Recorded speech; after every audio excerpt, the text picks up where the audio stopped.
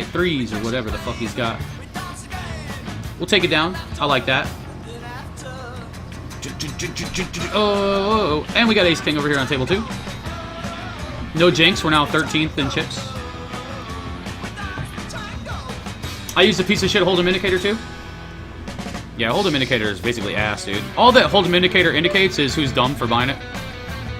No offense to any dummies out there who have hold'em indicator. It's not your fault. You got rope-a-dope.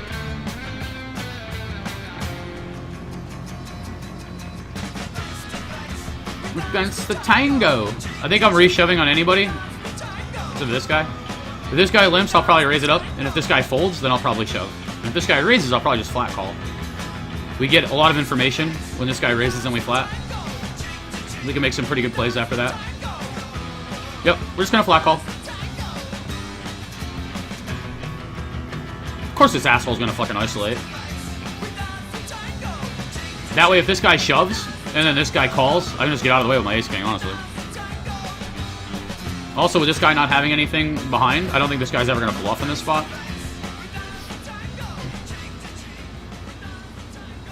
I'm taking a free card here for sure. I don't even mind if we hit an ace or a king, because this guy will often have a dominated ace or a king for isolating. So I think we have the best hand here some percentage of the time. And now we have probably 10 outs. There are some 6s in the deck that they can have. So my man checks the flop and bets the turn in this spot. And this is a really weird situation. I mean, I think he has ace high a lot. I don't know if he's, like, I'm not really sure why he's doing this with this guy behind. It's such a strange spot. Like, he's not checking an overpair on this board texture.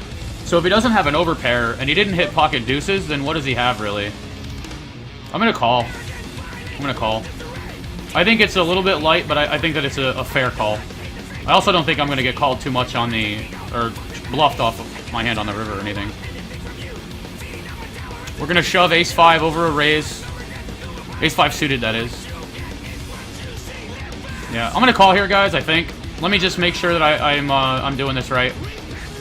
So, 6-8 would have probably bet if you had it. You're literally checking, like, pocket 4s is probably gonna check the river. Ace-4, I guess you get me with. I obviously have ace-high here. This is a tough one, guys. I don't think he checks an overpair on this flop. We lost with our ace-5 suited. I didn't even see what the hell we were up against. This is definitely a big call. It's a tough one. Like, he's not checking a set on the flop. He's not checking an overpair on the flop, which leaves him with ace-highs, king-highs, queen-highs. He can have clubs that aren't ace-x, so he has a few club combos. He can have some 4x combos that decide to bluff the turn. He can definitely have worse ace-highs in this spot. He might just be bluffing all the time anyway, thinking he's representing hands that he doesn't have. So the only time I'm beat here is if he literally turned deuces, rivered an ace with like ace-8, you know, an 8x combo, and then if he had checked with 9s plus. Alright, I think I'm going to call.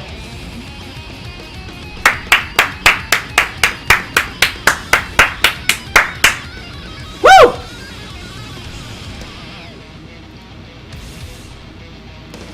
That's why they pay me the little bucks, guys. That's why they pay me the little bucks. We'll take it down over here. Seems fair.